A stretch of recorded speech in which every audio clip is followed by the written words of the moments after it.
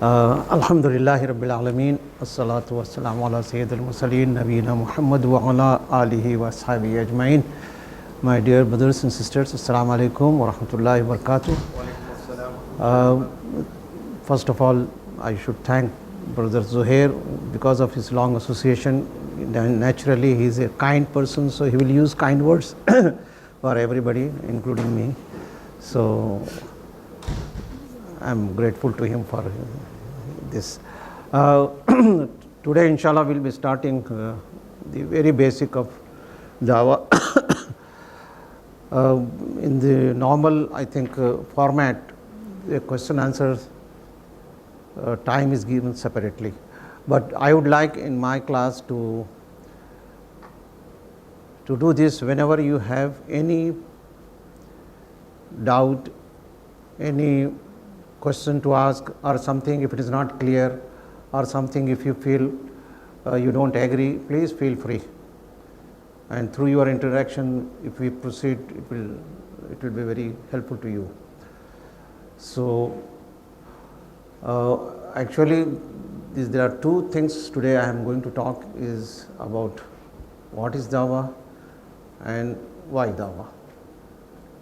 This is what you have been given in the paper.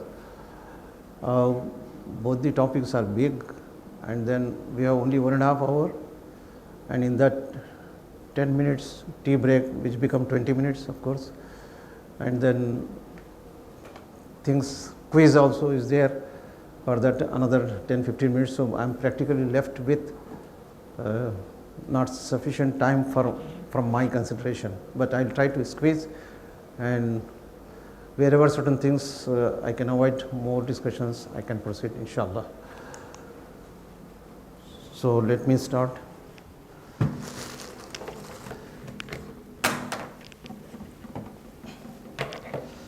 Before starting, I would like to know anybody already involved in Dawah among the participants. Yeah, Dawah to Muslims or non-Muslims? Both? Good, alhamdulillah. And about these only Muslims, non-Muslims, of course, this old man, I'm an old associate. How about your brother? Non-Muslims? This brother? Same, from Kerala? Yeah. Both of you? Yes. Anybody who has got any difficulty in understanding English, I think it's no problem, isn't it? Everybody understands my English? Yeah, yes. Okay. So, let us start from the key verse in the Quran. What do you think, which is the key verse for Dawah in the Quran? Who can tell me? Brother, can you? Key verse, ayah from the Quran, which we can say it's a key ayah. Key verse concerning Dawah. Yes, brother.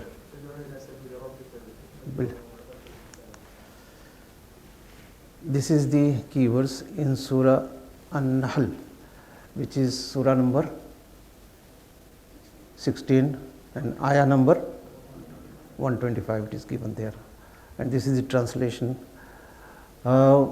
This verse is a very important verse for all of us. This itself can be discussed for a while, but there is no time for that. I would like to ask one question here. Why do we say it is a key verse? What makes it to be called a key verse? Just guess, no problem. Yes. The manner how to invite. Yes. It's by Allah how to communicate with people, given by Allah the message. Yes, brother. Seems to look like the procedure of Dawah. Procedure of Dawah. Yes, brother. Just say something, doesn't matter. Wrong answers are welcome because it involves discussion. So I am not testing your knowledge. In the interactive way of discussing anything, when the speaker asks the question, I don't know about other speakers, but so far as I'm concerned, it is not to test your knowledge. When I put a question to you, you definitely think, isn't it, for the answer. So this keeps you connected to me. So you will be paying attention. So it is a helpful procedure. So I'll be putting questions. Please don't feel offended. I'm not testing your knowledge. And wrong answers are very useful for discussion purpose. Yes, brother? So only how. What about other things? Yes, please. Maybe it's a direct command for people to do dawah. Yes, to start with, it is first, it is talking about the command of Allah subhanahu wa ta'ala. Ud'u. Ud'u means invite. So this is the command. Secondly, command for what job? To invite. Okay.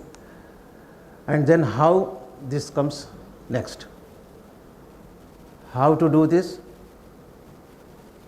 Bil hikmah. Hikmah means wisdom. And mau'izat al-hasna, which means beautiful preaching is normal translation.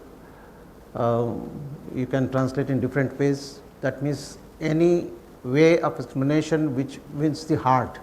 It appeals the heart. The best of speech, you can say. And then another point which it tells is that certainly your Lord knows best who strays from his path and who is rightly guided. This is another instruction or another information which Allah subhanahu wa ta'ala conveys to us. What is that information? Last one. Yes. Basically, that only some of it is in our hands. We do our part and the rest is up to Allah. Yes. That means we have to do our part, and we cannot claim that we are always rightly guided. It's Allah only knows. This is one of the meaning. And another, anything else? Another thing which it can tell is that it is Allah who knows who deserves to be guided. He knows you are doing your job, but who will accept, who will not accept, this is left to Allah. So you should not feel that I am doing a very bad job or I am doing a good job. But so long as you follow this commandment of hikmah and mau'izat al-hasana, that means wisdom and beautiful preaching, then you do your job and your reward inshallah will be there. You do your job, your salary at the end of the month is deposited in the bank account. Yes, please. Regarding the phrase inna rabbaka huwa a'lamu biman dhalla an sabili, Yes. if I put it this way, does it also imply that we have to do dawah to anyone who is away from the straight path? Now this is, I am coming to this thing. Why do we say it is a key verse? And then it is talking about call to the path of Allah, to the way of your Lord, but call whom? Who should be called? Brother, it is not telling who to be called. Everyone which you can preach, the one you can preach. No, is it indicative here? Sorry? Absolutely. This itself tells ila sabili rabbik, which means the way of the Lord. So anybody who is not on that way, on that path, needs. So primarily who are away from the path of Allah? Basically non-Muslims. But lot of Muslims are also there. So normally what we technically we say, if it is dawah or calling people to the right path, if it is for Muslims, we use another term. Islam. What is that term? Have you heard any term? No, the term for the activity.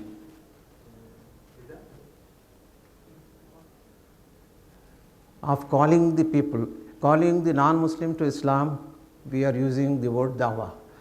Calling a Muslim to Islam, to the right path, this is already Muslim, but he is deviated or he is not on the track, so calling back, what is the term, technical term? What you are doing actually, you are reforming the person, isn't it? What is the Arabic word? Islah. Islah is reformation. Islah is to reform the people. So this is the technical term. This academic thing is not so important, but we have to make it clear. Why we differentiate like this, we will come to know later on when we compare Dawah to Muslims versus non-Muslims. Are the two same? Dawah to Muslims, Dawah to non-Muslims in principle are the same, Dawah to Muslim and Dawah to non-Muslim. The idea is to get them back on track. Yes, so basically it is inviting them, yeah. But the approach-wise, is it the same? Yes or no? Different. Why? Because the Muslim maybe have some idea about Islam, the non-Muslim do not have any idea. Yes, please. Maybe because the non-Muslim he doesn't believe in Tawheed, but I have the first part, which is the Muslims, they are خلاص موحدين, so I don't need to start with them from the first step. Excellent. This is the real reason. The Muslim mindset, any Muslim, very bad Muslim, he never prays, but he is Muslim, he calls himself Muslim, can never accept any object of nature as God. He can never accept any human being as God. So he cannot accept Ganesh as God, cannot accept Rama, Krishna, Buddha, Jesus, the sun, the moon, any such things can never accept, even if the person is not a practicing Muslim or he has never practiced Islam. But the mindset cannot accept, because this is the basic difference. Whereas for a non-Muslim, there is one sister here who was Hindu. There are people who are highly educated, double PhD, and highly affluent, millionaires. But all that intelligence, all that affluence doesn't help the person who goes to the temple, bows before an idol made of stone, and he takes a picture, puts at the door as the god of protection, Ganesh. So this is the problem of mindset. So the Dawah to non-Muslims is different than Dawah to Muslims in this respect. Otherwise, the basic principles of this thing is same. Even if when we go and talk to the Muslims, you have to use wisdom. And what is wisdom? This is another topic we'll keep for some other time, inshallah. Now we are talking about the basics of Dawah. Okay. What do you understand by basics? Sorry? How to start? How to start. What is basic? What comes to your mind when we say basics? Smaller part. Sorry? Smaller part. Smaller part? Smaller part can be any part can be smaller part. When we say basic, what is any synonymous term for basics? Fundamentals. So what does it mean?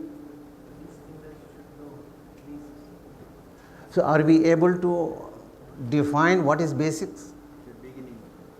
Beginning. Sorry? Compulsory? Minimum Requirement. Alaikum assalam wa rahmatullah. Yes. So to make your life easy, how to know what is basic? It is not only for Dawah, for any subject, for anything you want to know basic, you have to ask certain questions. For example, which question? How? What is Islam? What?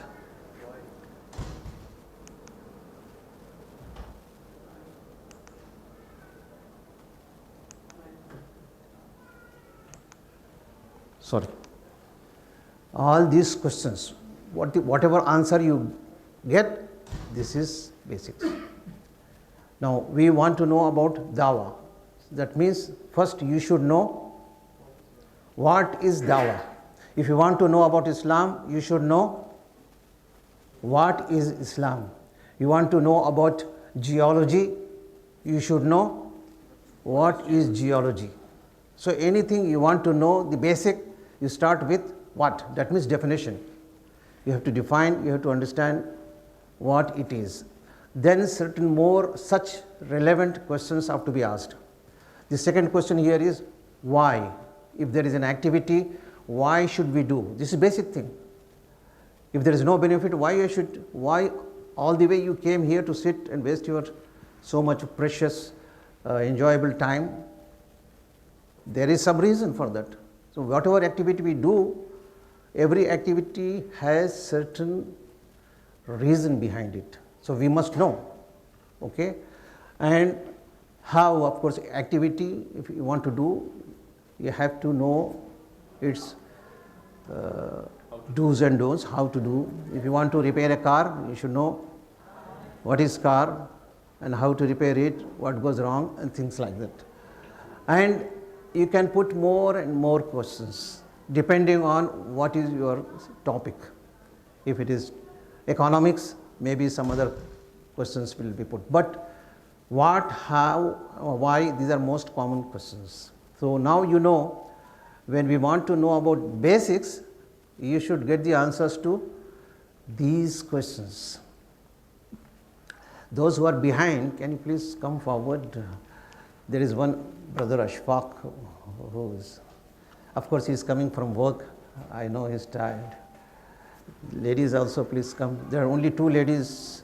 They are feeling lonely, so join them. Yes.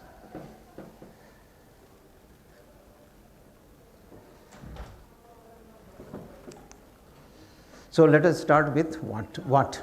So our topic today is what is Dawah. This is the most basic question, this answer we need to have. Why we want to know this, the answer to the what? How does it help us? Okay, I am doing Dawah without knowing what is Dawah, isn't it? Many people they are doing. So why I should know this? It is very important to have the answer to this what I want to say. Without understanding what is Dawah, how you can undertake any job for that matter. Not only Dawah, if you want to do a job, Dawah is an activity. Any activity which you would like to do in your life, you must know what is that particular activity. In white. Sorry? In white. No, now I am talking any activity in life, not with reference to Dawah. Then that particular concept apply to Dawah. What is Islam? So that you have to understand. Then only you will be able to understand Islam, you will be able to follow Islam. But if you don't know what is Islam, then all your feeling that I have accepted Islam is not really what is expected of. So this is very fundamental question, and we have to be clear about the understanding of what is actually Dawah. Okay. So what we are going to talk about is three things. One is its meaning of the word Dawah. Secondly, the components of Dawah. Thirdly, the nature of the task of Dawah. So this comes under what is Dawah. So let us go to the meaning. The meaning of the word Dawah, again we deal three things. One is the literal meaning of Dawah. What does it mean, literal meaning? White. Now, what is the meaning of literal meaning? Dictionary meaning. Yes, literal meaning means you open the dictionary, so it will give the meaning of the word in that particular language. Dawah I am doing, I am talking to you in English, but the word Dawah is Arabic language. So I must know what is Dawah. So I must know the meaning of the word Dawah. And that meaning, first it should be the Arabic language word, what the language word tells. So this we will know, and then meaning as a term, because Dawah is a religious term. We are using this particular word Dawah as a religious term. So when a word of a language is used as a term, then it becomes specific to certain conditions. Terminology, it is not only religious, we have scientific and then blah blah, many ways. Scientific terms, for example, we say density. Dense means what? Heavy. But as a term in physics, anybody who studied physics? Physics? Yes. What is density? Mass per unit volume, see? But ultimately the meaning remains, the higher the mass per unit volume ratio, it will be heavier. So, but the word comes from English language, dense, from dense to density, the heavier things. So, this is an example I wanted to give to tell that the word in the language and the word as a term in the particular context. In the religious context, the Dawah word, what does it mean? And then implied understanding. There are certain things which are academic, but implied means in practical terms, what does it mean to me who wants to undertake this Dawah? So these are the things we are going to talk about. The literal meaning of Dawah. Anybody knows except the brother, because his mother tongue is Arabic. So others, can anybody attempt? Convey the message. Convey or something. All people. Brothers, please participate. You should not, you are here for participating. Wrong, right, doesn't matter. You are active part. I think better you come in the front, so can I directly target you. This brother, I think, not responding. Are you okay? Yeah. Yes, okay. So what is the literal meaning? Anybody knows from sisters? Okay. In Arabic language, the rule is many words they have 3 root letters, alphabets. From these 3 root letters, we make a lot of words. Example, 3 letters, ka, ta, ba. Okay. Ka, ta, ba. From these 3 letters, I make words. For example,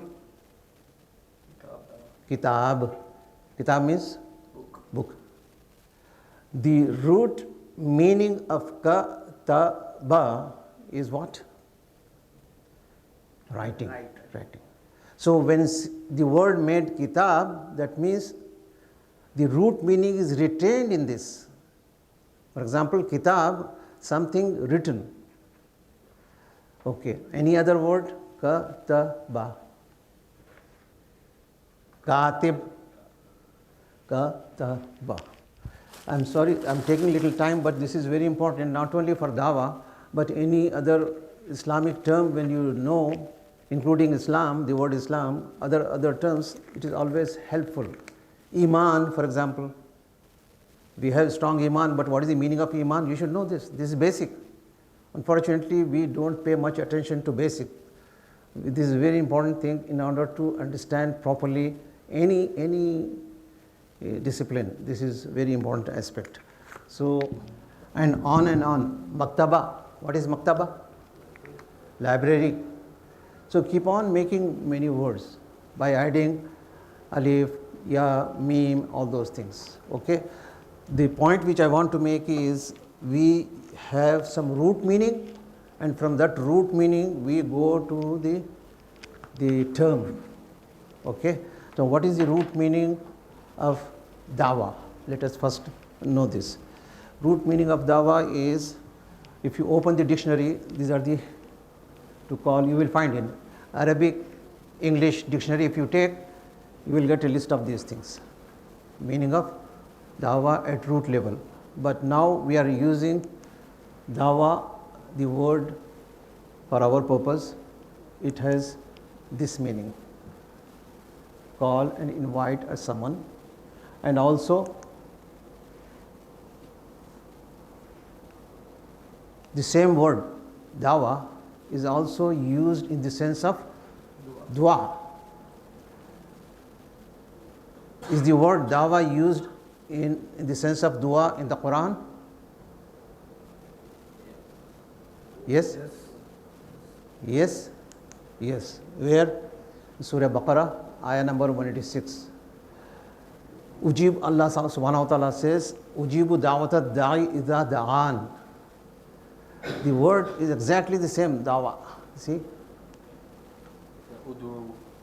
Udu is different.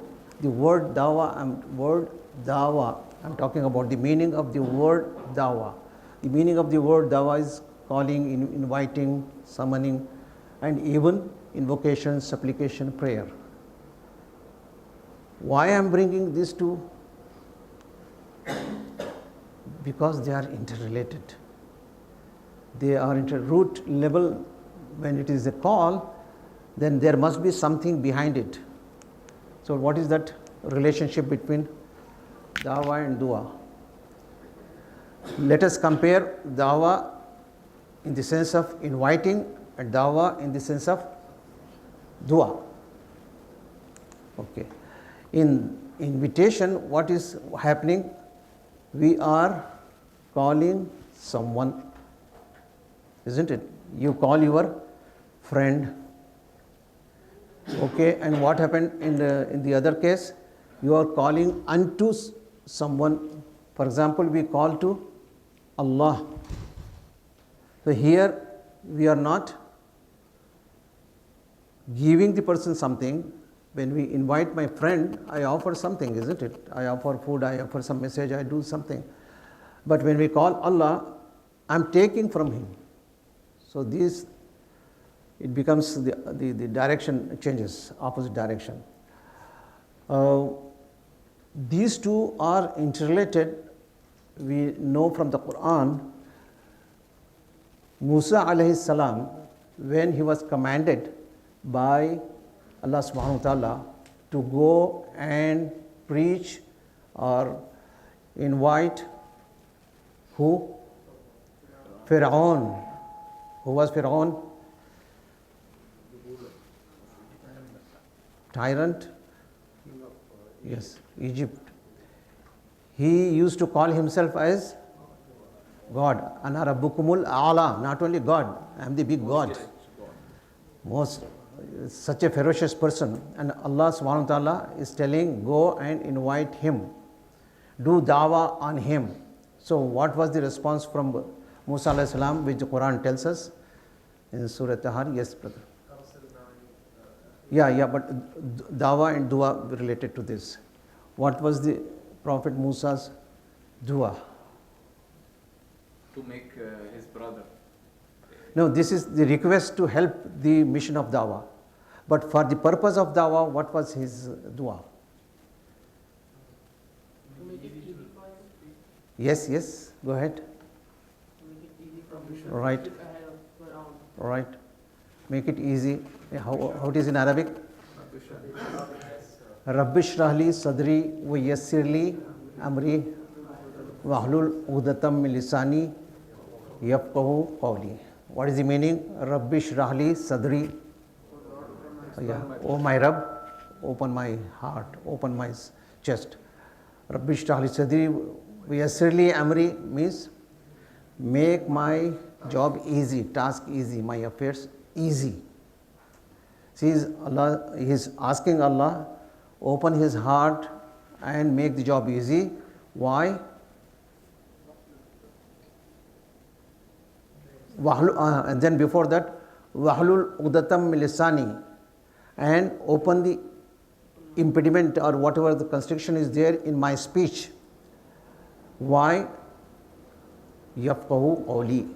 That means people will be able to understand what I say. So the point which I want to make is, before undertaking this activity, the Prophet Musa alayhi salam, he first took help from Allah subhanahu wa ta'ala. In Dawah, this is the guideline. We think that we are a great da'i or something like that. If it comes, shaitan puts such thoughts in our mind. We are nothing. We can't do anything unless you are connected to Allah subhanahu wa ta'ala. So we have to bring this point in mind, and you have to keep praying. Normally in lectures also you must have seen somebody who is talking about Dawah lectures. The speaker comes and starts with this particular dua, and then he proceeds, so that the people understand things like that. So Dawah and dua, they are interrelated. So when we do Dawah, we have to memorize this dua with its meaning. What we are asking, Allah made this job easy, I am nothing, I cannot do anything. I am so thankful to you that you have made me capable of doing such a noble job. So your help is very much needed. I am nothing. It's only your help, I can do something. This is one dua. Can you think of another dua which you can make? This is for your own ilm, but with reference to Dawah.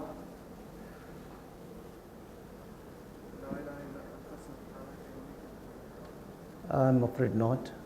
With reference to Dawah, what you wish, what you would like.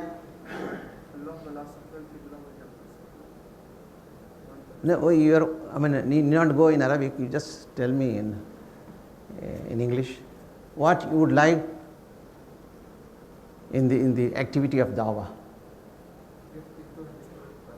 Yes. Oh Allah, guide him. Allah Yahdi. Oh Allah, guide him. That's all. Simple. This is what we are interested in. I cannot guide. It's Allah who guides.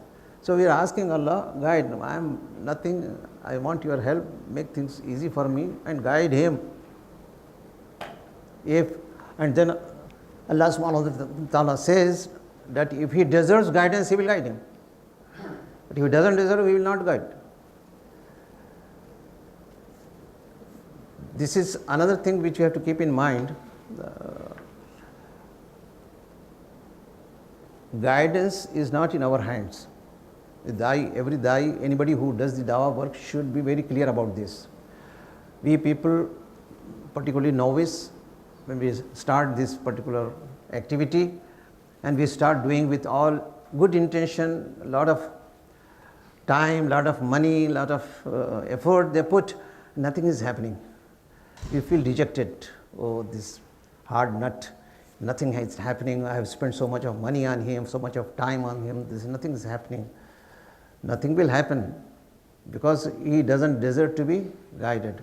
The example is the Prophet ﷺ, who is the best of da'is, isn't it? No person, no human being above him. And he had his uncle. Who was he? Abu Talib. Prophet ﷺ, he loved him. He was the protector of Prophet ﷺ. And Abu Talib, he loved the Prophet. See, both love each other. And the Prophet ﷺ, he is doing dawah to his uncle. But could he make him Muslim? No. So that's why Allah revealed an ayah in the Quran. Innaka la tahdi man ahbabta. You cannot guide whom you love. Wallahu yahdi man yasha. It is only Allah who guides whom He wills. So we should be clear about this. My job is to convey with nicely and following the rules and regulations and do's and don'ts. But if he is not guided, don't feel bad. Continue. You did your job and you will get your salary deposited in the bank account, akhirah. Yes. So is it clear? Any question? Now let us come to the calling, inviting. As a term, inviting to what? when we want to make it term means terminology is with reference to some specific context. So now what is that context? Inviting to? Yes? Islam. Yes. In the light of the Quranic ayat, let us dig something.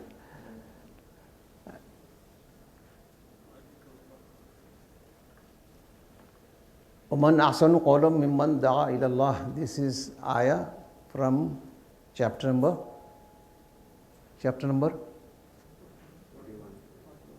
Yeah. Are you able to see that? Yes. So this I wanted to test whether you are connected to me or not. Yes, yes. Okay, in that ila means to. The question is to what?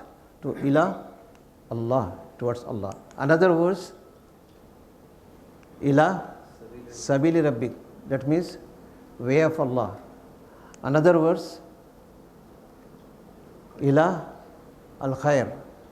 Here also da'a means one who udu, this is imperative case, do this job. Yad'un means those who, in plural, yad'un ila al khair, what is good. So when we do dawah, it is with reference to calling or inviting to Allah, the way of Allah, and what is good. But there are three different things. I want one comprehensive word for this, which contains all these three meanings. Suggest me one word in which I can Islam. accommodate. Islam. Excellent. Thank you. Yes.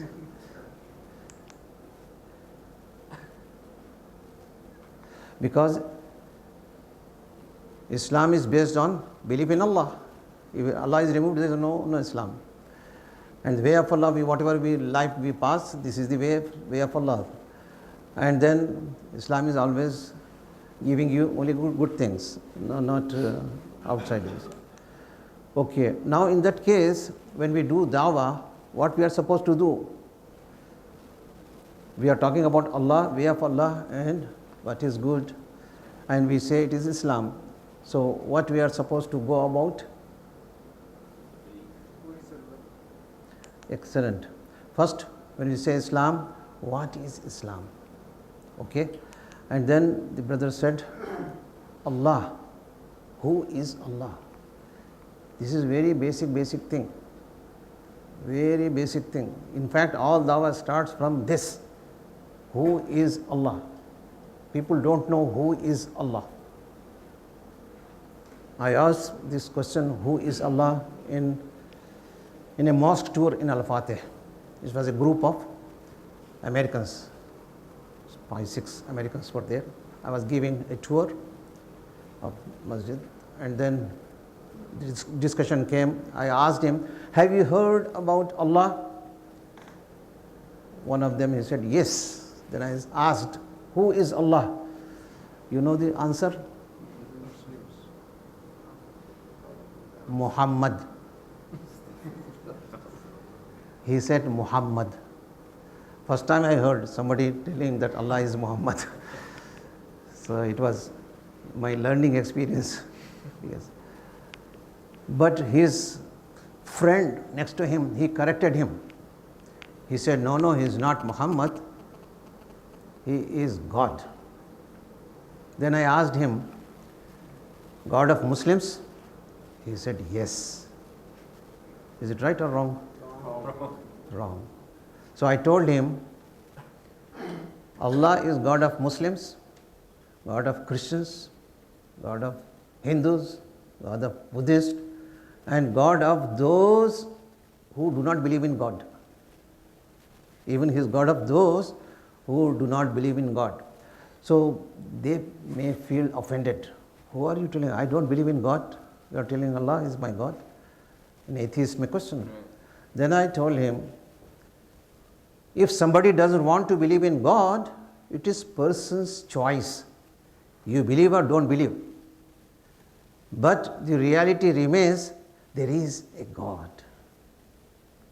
The reality remains.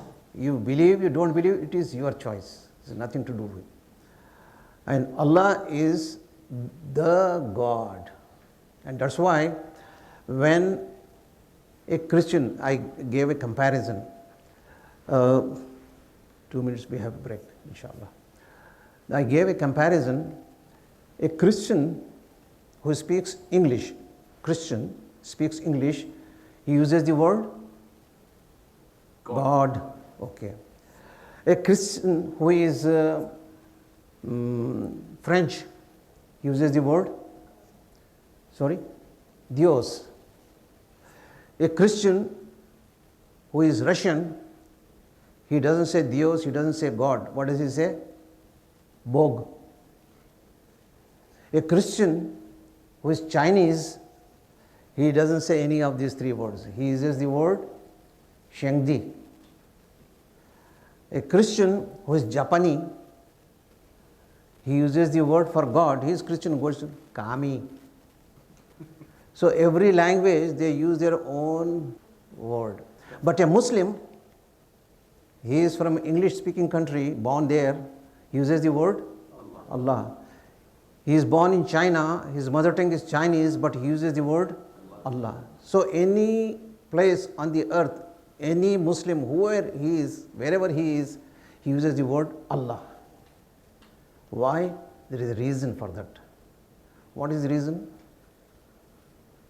Why we should say, why not we say God? Proper noun. Proper noun, good. There's a meaning of the name. Yes. No, there's, I don't know the meaning. Because Allah told, call me with my good names. Yes, goodness, there are many names. How many names, by the way? How many names? More than 100. Sorry? 99? Al-Ilah, something like that. Yes. Al-Brahmi. How many names of Allah? Asmaul Husna? 99. More than 100. More than 99, but mentioned as 99. Normally, in the Indian subcontinent, people have this notion, Allah has 99 names. This is wrong.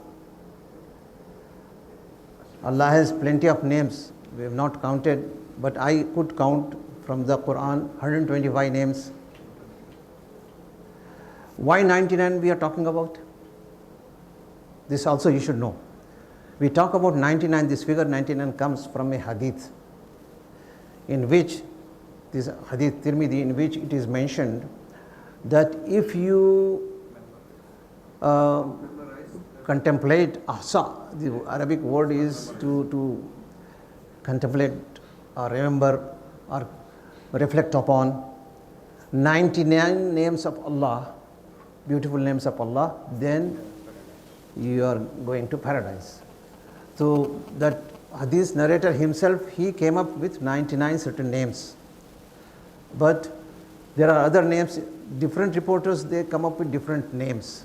So names are more than 99, but in the hadith, these 99 names have been mentioned with reference to contemplation, not the Allah has only 99 names. Anyway, so he was talking about the word Allah. Some scholars of course don't agree to this, but it is said that Allah is a composite of Al-Ilah.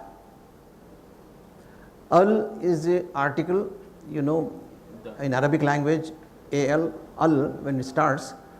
Al-Kitab means The book. the book. Kitabun or Kitab means a book. Yes, any book. So Al is specific, the definite article. Al-Ilah, Ilah means La ilaha, Ilah. What is Ilah? Deity, God, anyone whom we take for worship. Yes. So Al-Ilah means the God, the deity. So what is this the referring to? The referring to the one God. The referring to the true God. Why true God? Are there any false gods? Yes. How? Every other religion they have man-made. Why they are false? Why they are false Because gods? they're made by man. This is God which is human imagination, is not God. Any God which comes as imagined by a human being is not God. Why? God is beyond our imagination, isn't it?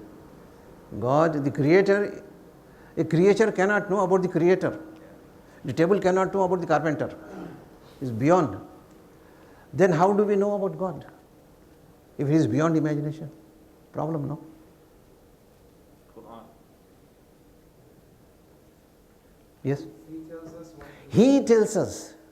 Quran is because he is telling. Not only Quran, in the Injil he told, in Torah he told, in Adam alayhi salam he told. He has been telling this. He is, who is he? So the example is like this. Somebody knocks the door. I don't know, I don't have camera to watch who is there outside.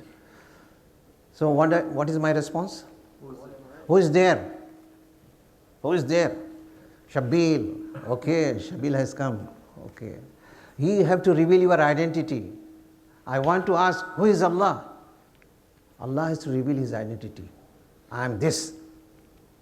And has he revealed his identity? Where? I'm your God. Yes. So he has revealed his identity. His identity is not as his Zat or as his person, but we know him through his attributes. Yeah, qualities, attributes. We know him through his attributes as conveyed by him. So the word of God contains who is God and how is he. So we know that's why that is the true God. He has revealed his identity. And anybody human imagined, monkey is God, cow is God, Jesus is God, Buddha is God, all these gods are false gods. That's why we say true God is identified by God himself. Otherwise any other God will be out.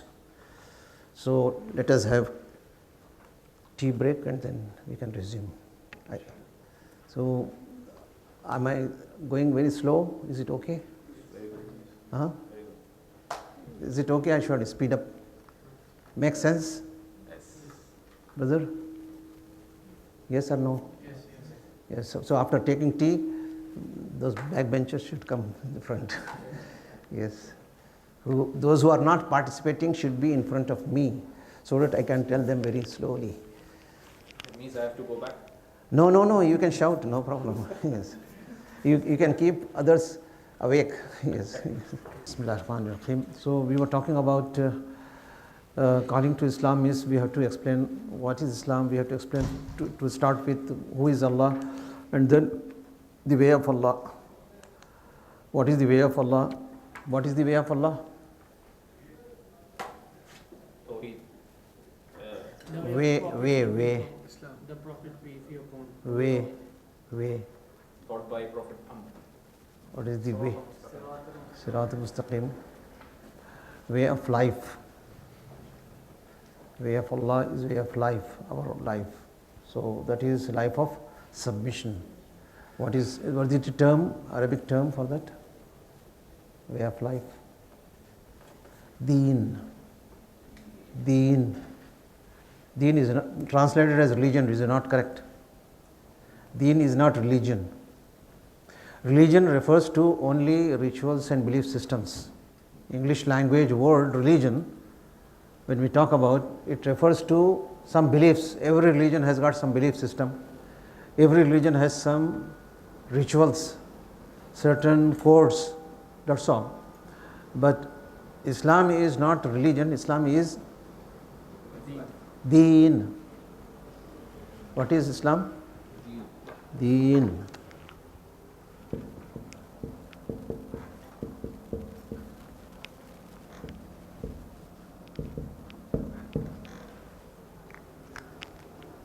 Deen means way of life. Nearest translation is way of life. Anyway, all that is good. Also, we need to explain those things. We have now we have to run.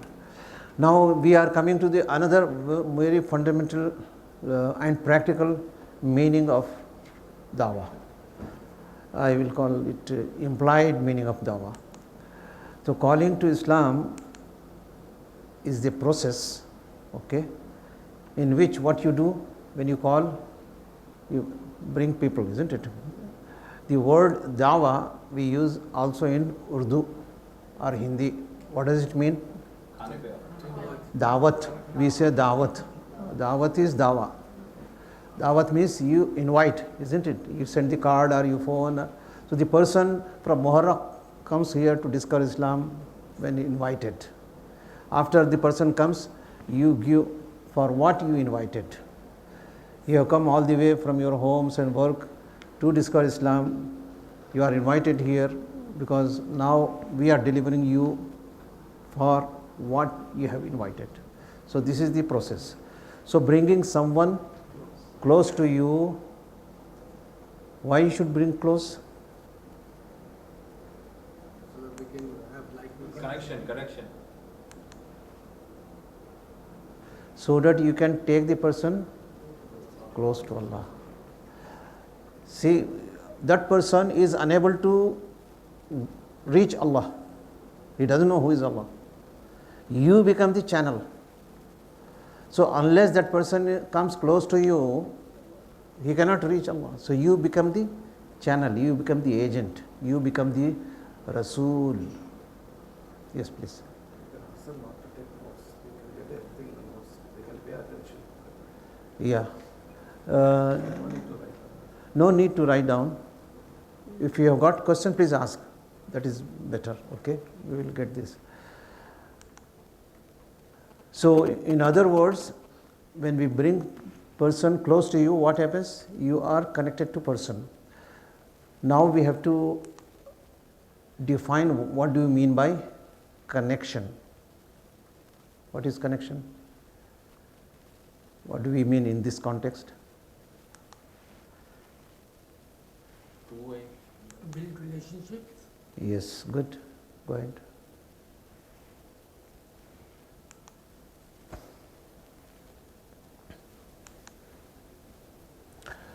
We can define connection like this: an interaction in which there is a smooth flow of information from both the sides. These two are important things. If the information flow is not smooth, one is getting angry, disconnected, isn't it? Or if you only one-way traffic, blah blah blah blah blah blah, Islam is very good, very good, if you don't follow this is good, otherwise you will go to hell, then this is disconnected. You go to hell, I don't care. Yes. So this is disconnected. This is not Dawah. Dawah means the person should be connected. Connecting people. For you, the practical definition is, if somebody asks what is Dawah, what should come to your mind? Connecting people. I want to connect to people. Connection is what? Which type of connection? No. In what sense? Connection? Spiritual. Shaking hand? Physical. Physical? Intellectual. Intellectual? Good. Greeting. Yes, in physical, intellectual, emotional and spiritual. These connections. So it starts with physical connection. If the person is not close to you when we want to talk something, then that connectivity is either loose or poor. And then if this person you have invited on food, excellent connectivity, isn't it? He has been so you have been doing such a great favor, that person is happy to eat biryani, so he'll be very receptive, isn't it? So this connection is receptivity. You are preparing person's mind to receive the information you want to convey. If this mind is not receptible, then you are doing from your side a good job, but it is not making the impact, it is not making the effect. For example, if you are going to a person like Ashfaq, who is coming very late and is tired, I am going and talking him, do this, he says, yes, inshallah, when you are going, he will be waiting for this. This is not correct time. So, try to make the person to bring in receptive mode. How to bring? This is a big thing. There are many ways to bring this. But before doing this activity, you have to establish connectivity so that the person is in a receptive mode, in a mood to receive your information. Sometimes they hear the information in and out. It should not be in and out, it should go down inside the heart, inside the mind. So if this thing is missing, then you are wasting your time and energy. So this is in touch with the person. So in that, you have to behave in such a fashion that person is also responding, he is connected to this. You have to see those aspects. Yes. But mostly it is, for sure, it is a discussion. When we, this is more important in the time, at the time of discussion, but it is not exclusively only for discussion. Dawah doesn't mean lecturing. That's why this is a very important to understand. People think that I cannot, I'm very poor in talking, lecturing, so I cannot do dawah. This is wrong. Although lecturing is a way to do dawah, but it doesn't mean that this is the only thing. Lecturing is loading information. You are giving some information to the person. This information can be given instead of lecturing by other ways, such as media, literature, these things. Or take the person, if you don't do anything, take the person to someone who can talk, that's all. Drive in your car, things like that. Yes.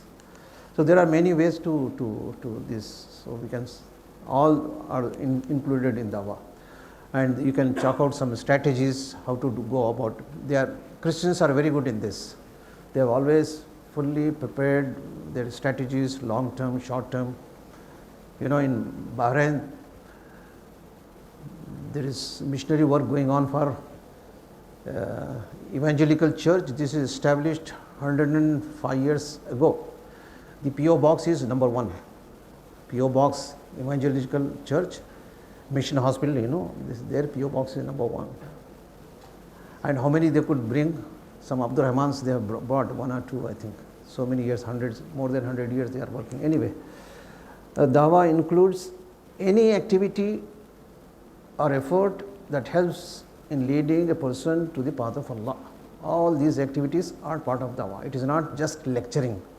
Normally, those who are not involved in Dawah, they think that I have to become Zakir Naik. I have to become, this is only Dawah. No, it is not Dawah. Dawah, there are so many ways to do Dawah. So various possible ways, and choose any ways that suits to you, to your talent, to your capacity. Zakir Naik has got a lot of good memory. Everybody doesn't have this. So that means I cannot do Dawah. No, you can do. You can do Dawah. Dawah and Tabligh, there are two terms normally used synonymously. This means same. They are really more or less same, but technically they are not same. Why they are not same? The meaning, let us go to the meaning. Dawah literally means, we know it, inviting. Tabligh literally means conveying. Balagh, wama alayna illa al-balagh, to convey, to give. So message, to give the message.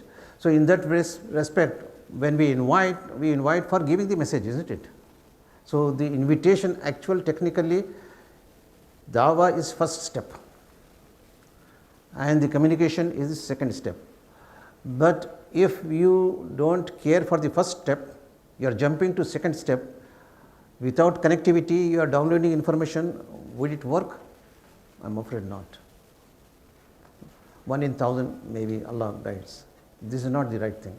The first thing, it may take invitation, or the first step of bringing the person close may take long time. Doesn't matter. You have to bear with it. Patience. Patience is very important. So both are interrelated. They are the two steps. First step is inviting, bringing close, connecting. Second step is, after connected, giving the information. Now we come to the components of Dawah. How many components can we think of? Dawah is actually the activity, isn't it? The activity of interaction. In that, there are two involved. One is the da'i, the person who invites, and the other one is the person who is invited. Any other component?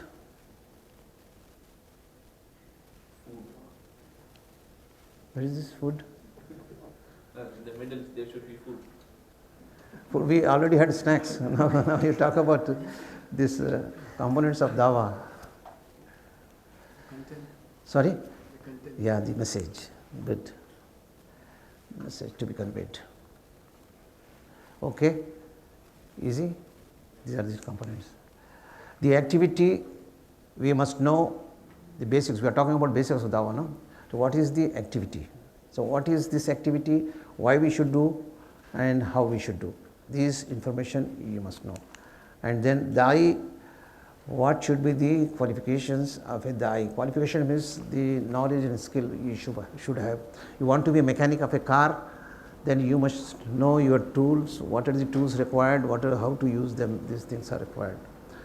And then addressee means whom you are talking. If you don't know whom you are talking, he may be a Hindu, you are talking about Jesus and all these things, it doesn't work.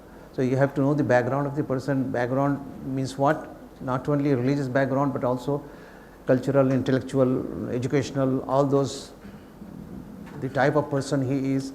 This information is also very important in order to do effective Dawah. And the message of course Islam. So in Islam, in stuff, normally what happens, those who are not involved in Dawah to non-Muslims, what they do, how they start their activity, they first call what is Islam, explaining this way. Islam stands on 5 pillars, 1, 2, 3, 4, 5. Okay. Then you have to believe 1, 2, 3, 4, 5, 6. Then you are Muslim. If you believe, you go to paradise. If you don't believe, you will go to hell. If you have any question, please ask me. That's all. Dawah is done. This is not Dawah at all. Why 5 pillars is not Dawah? Because it's not conveying the proper message what Islam is. Because these are practices. You are not explaining what is Islam, you are explaining what are the practices in Islam. You are praying, fasting, these things, these are practices. But what is Islam? Islam is recognizing one true God and submitting to Him. This is Islam. Have you recognized God? Then the question comes. If you have not recognized, what is the meaning of Salah, Zakah and all this? It doesn't mean anything. So these are the things which are important. So we have to give the first concepts. First thing is not practices, concepts. Concept means, for example, God we are talking about. The concept of God. Concept means, what do you mean by concept? There should be some question. In order to get the answer, what is concept? The answer should be to a question. What is that question? Who is God Who is God and how is He? and why? No, why will not apply in this? Yeah, concept. Why is for Dawah, but in the concept, God, I want to know about God. The concept of God means I have to have the answers. Who is God? How is He? Because, Yes. sorry, because the atheist Yes. happens why is God. No, this is separate. This is atheist is to be dead differently. We are talking about those who believe in God, but they have got different notions and concepts of God.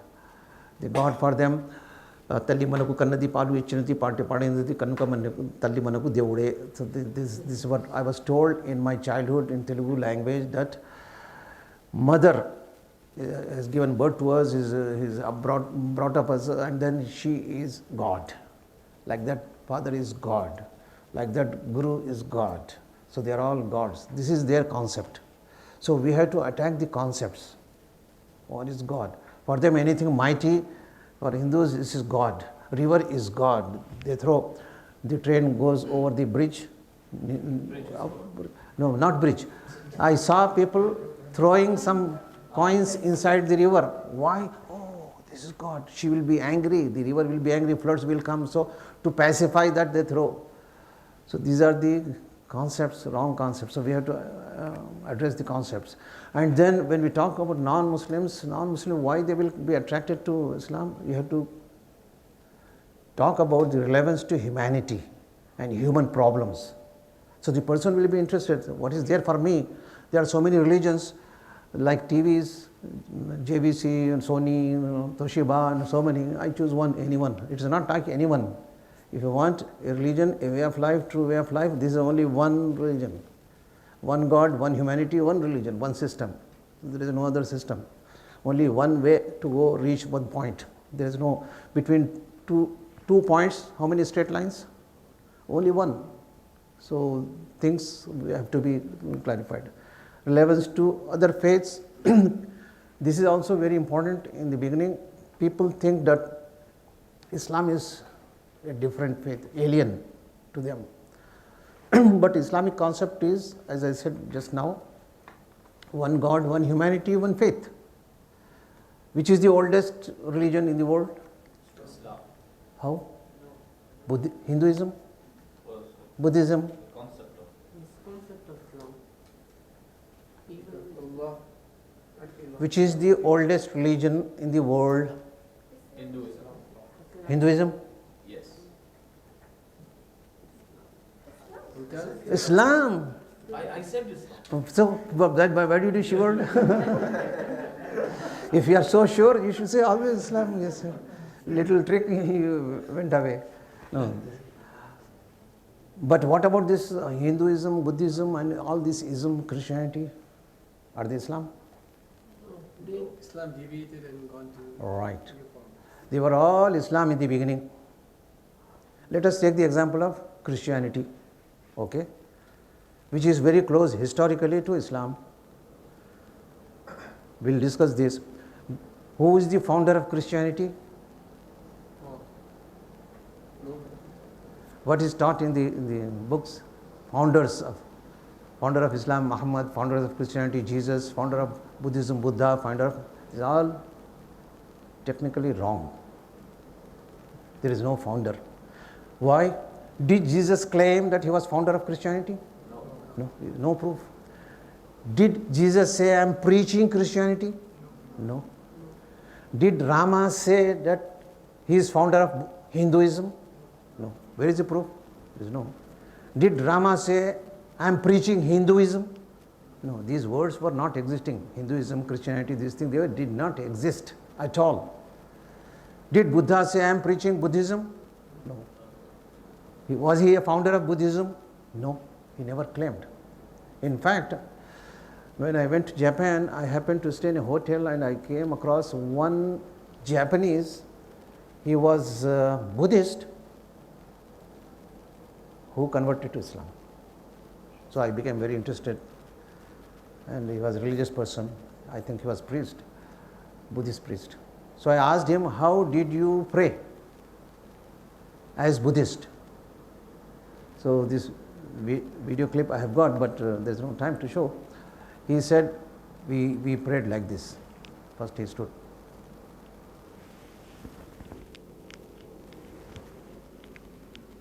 What is he doing?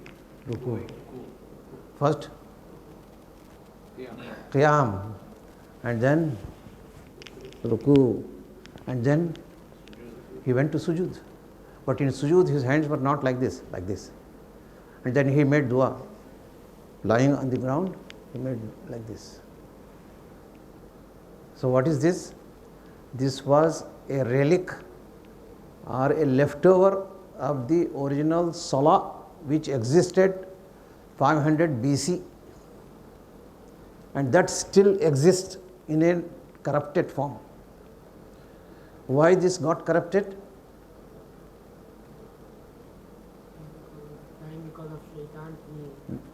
No, don't blame Shaitan. The insan himself is responsible. Shaitan will tell on the Qiyamah, Yawm al-Qiyamah, why do you blame me? I didn't do anything.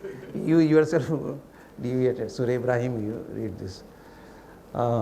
Yes, because things were not written down. Jesus, he preached something, gospel. Gospel is Injil. By the way, Bible is not Injil. Some people, they think Bible is Injil. Bible is not Injil. Bible is collection of books which contains Old Testament, Torah part, and all those mixture, cocktail. And then gospel is according to Matthew, according to Mark, according to Luke, according to John, according to 4 people, but not according to Jesus, who preached the gospel. Why not according to Jesus? Because these are 4 different authors. They wrote at different timings. And what were the timings? The timings were at least 60 years after Jesus left. Somebody is writing. Imagine 1 or 2 generations passed, and I am writing what did he preach. The last gospel 120 years after Jesus, somebody is writing. This has happened to Christianity. Go back in history. Buddha, 500 BC he came, he preached. Their preaching was all verbal, word of mouth. He preached, next generation, they preached, next generation. So many generations passed, and somebody now started writing. If this thing happens, how you can retain the originality of the preaching or even the life history of the person? Buddha. Of course, there are certain things which people remember, but in that you cannot give guarantee that is pure. That's why corrupted. With time it got corrupted. So according to Islamic concept, according to the Quran, Allah is not partial that He will guide only people in the Middle East. He sent messengers and guides to every place on the earth. So India, China, they were big civilizations in the past. God must have sent people over here. And what names we hear? Buddha, Rama, Krishna, Confucius, blah, blah, blah. So these could be prophets. And that's the reason people will talk about we are our lot of commonalities among religions. What is this commonalities? This is not commonality. It is the leftover truths in that particular religion still exist. For example, Hinduism still consideration for parents, kindness to parents, respect for parents is top priority among Hindus still, which is Islamic teaching. Islam teaches next only to worshipping one God. What is the second commandment? وَقَضَى رَبُّكَ أَلَّا تَعْبُدُوا إِلَّا إِيَّاهُ وَبِالْوَالِدَيْنِ إِحْسَانًا. Second commandment is be kind to your parents. And Muslims unfortunately don't follow, but you will find Hinduism, they do follow still. They just bow down and touch the feet and make sujood to that extent. Yes, so strong. So certain things they have retained. But these things which human mind speculates like God, because we start thinking like life after death. They also believe in Swarga and Narak, which is paradise and hell. Where from it has come to them? This is original Islam which taught them. But since this is imagination, which after 15, 20 generations, originality, purity is lost. So what is the role of Islam which was brought by Prophet Muhammad, which was brought by Quran, is to purify those religions. So when we are talking to non-Muslims, this is an important point, to tell Islam is not a new religion. Islam is the oldest religion. So all religions are interrelated. They have passed through them. But since they were not preserved, that is the reason we don't have dependency on them. We cannot rely on this. Whereas the last message from God has been preserved intact. That's the reason we believe this is the true religion. Okay, I have taken more time here. So nature of the task, this is a skill and a mission. What does it imply? We will not talk about this. So we'll move further. So in this skill, there are two aspects, some knowledge and some practices. Knowledge of principles and guidelines, you must know this thing. And practice means, since it is a skill, if somebody even is a doctor, he has to have some internship and then open clinic, and then the young doctor, nobody will go there. Old doctor, 20 years experience means everybody will go there. The more skill, anything skill, experience counts. So, and experience comes through practice. So I have not experienced, I do not know, means you have to start working on this so that you gain experience. So unless you put your foot, you cannot start your journey. So the more you practice, the more you become expert. And this is another thing. People think that oh, I am not qualified. I am not an alim. I am not a scholar. I cannot do dawah. So we have to understand what is the meaning of alim or a scholar. Scholar means he has studies, he has stored some information in his hard disk, in his memory. But alim is, if somebody from Al-Azhar University comes and I bring in front of him some Hindu, do Dawah, can he do this? No. Dawah is salesmanship, it's marketing. If I want to sell the computer, do I need a PhD in electronics? No. Whom do I need? Salesperson who knows, he should know something about this. Otherwise, when the customer comes, he doesn't know about this Intel chip or this thing, say, what is this? That means, and he should be in a position to catch customers. The art of Dawah, he should know. So these are basic things which we need. So what is the message we want to give you is, don't sit back, leaving the task for alims alone. Come forward with trust in Allah. You can do Dawah. I will give one example, practical example, what happened here with me and in Discover Islam. There was one brother who converted to Islam or reverted to Islam. He was from labor camp. He was Tamil speaking. He became Muslim. And then he became concerned Muslim for his colleagues. So he was telling me, let us go and give a talk there. I want to bring my colleagues also to Islam, otherwise they will go to hell, things like that. He was very much concerned, really, pure concern was. I told, I don't know Tamil, I cannot say, no, I will translate, you come. I said, no, I don't feel comfortable. He pushed me. I said, okay. When he's telling, I went there. And then he did translation, nothing happened. No chance. Then after some time, he himself independently, he did it. And he brought 2-3 to Islam. So now, why I am telling this example? You may call me, I am a qualified person for Dawah. The brother Zuhair told so many things. But I couldn't do anything. But this person, laborer, who was himself new Muslim for only a few months, he brought 2-3 persons to Islam. Was he an alim, scholar? No. So this is an example, practical example which I can quote. You don't think that this is the job of only ulama. Of course, in the beginning, when the child wants to run, he falls down, he doesn't stand, slowly, step by step, he will grow, but you have to keep doing this activity.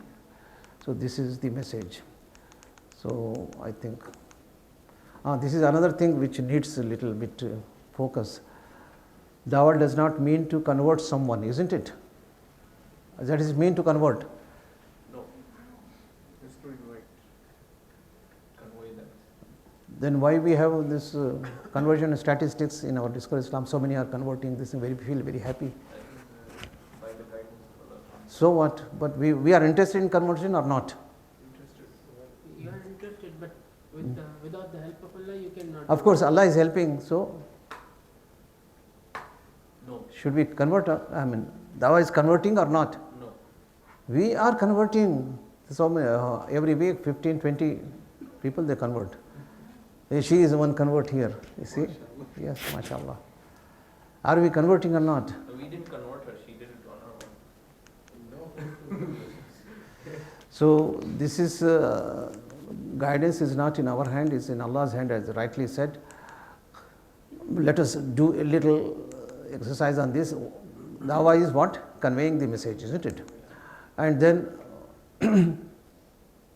it is an activity.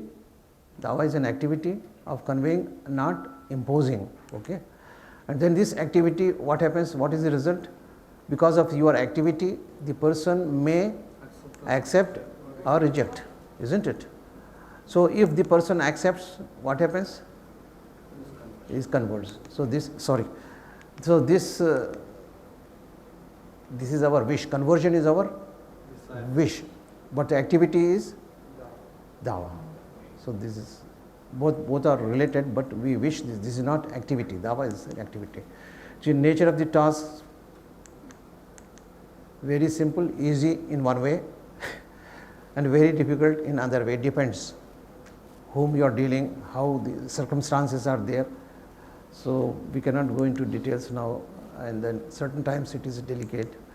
nature of the task in terms of application, it is situational or a continuous process. Actually, we think that Dawah, somebody has recited La ilaha illallah Muhammadur Rasulullah, finished. That is the beginning actually. This is the process when the person has opened the door and come inside. So, the long way to go. And or somebody is not accepting with your first instance. So, you cannot keep back, oh, this is not accepting, leave it. No, this you have to continue.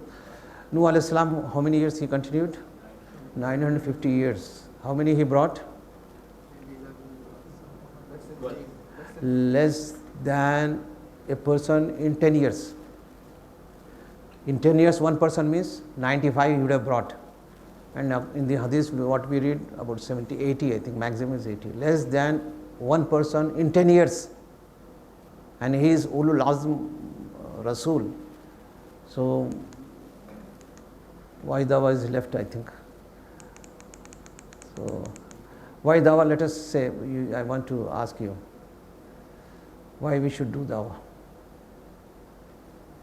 It's our duty. Okay, that's all. Pleasure of Allah. Okay, To save our fellow human beings. okay, good, good. Any other? These are all correct To answers. spread the knowledge, Sorry, to spread the knowledge and to spread what Islam is. why should we spread? Yes. We held on accountable. No, this is coming on duty. So when we talk about why Dawah, it includes the aims and objectives of Dawah, reasons for doing Dawah, and benefits of doing Dawah, and what we want to achieve after doing Dawah. So I'm afraid we can do this. What is the ultimate aim of doing this? Let us talk about aim. Why do you want to do Dawah? Ultimate aim.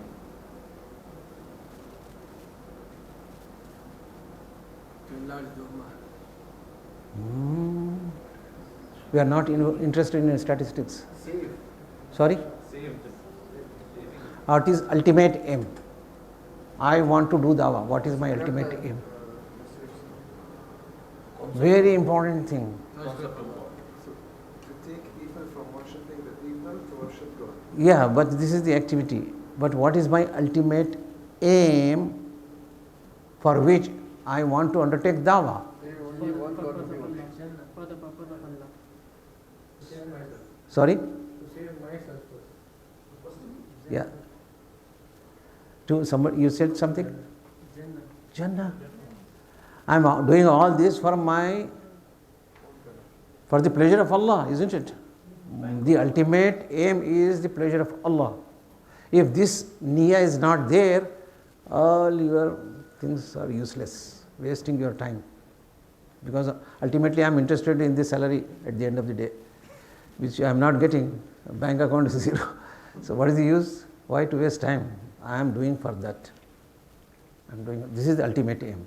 But other reasons, as you said, it is a duty and a responsibility, because this job Allah was doing until the last prophet by sending the messengers. After the last prophet, it is our responsibility. It is our responsibility. So we have to think this is a noble job, and we cannot think that this is casually, when I get moved, I will do and things like that. It's not like that. It is not mood dependent. This is a responsibility of Ummah. Why we are suffering today? Today our condition is very pathetic. Why this is happening? Because we have forgotten our duty. When Islam started, what happened? The Sahaba, they went out of their home, their country, and then spread Islam in such a fashion that within 100 years, where did it reach?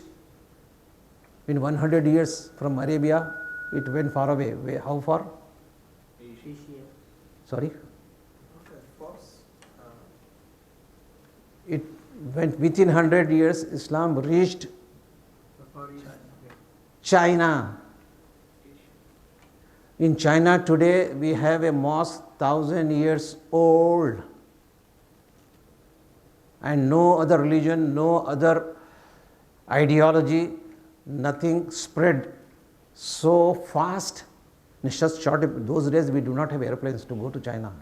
Imagine from Mecca, Medina, or this Arabian Peninsula going to China. And 100 years is, those days is nothing, and spread like this. So this is the power of Islam, but this power is there provided you know what exactly Islam. It is not a religion, it is deen. When once we adopt the deen, then we can have this power. Anyway, so I think I have to stop here. Some announcement is to be made. So subhanakallah. I'm sorry for taking time, but I was more interested in making these basic things firm in your mind. These things are not normally given in books. In books you will have a lot of quotations, things like the Quran and Hadith and theories, things like that. But these things are the outcome of my own personal experiences. So I tried to bring in here, and it needed more discussions. I needed to connect you personal level, a deeper level, which I didn't get any opportunity. But thank you very much for your patience. I'm sorry for anything I told which you didn't like. Yes. So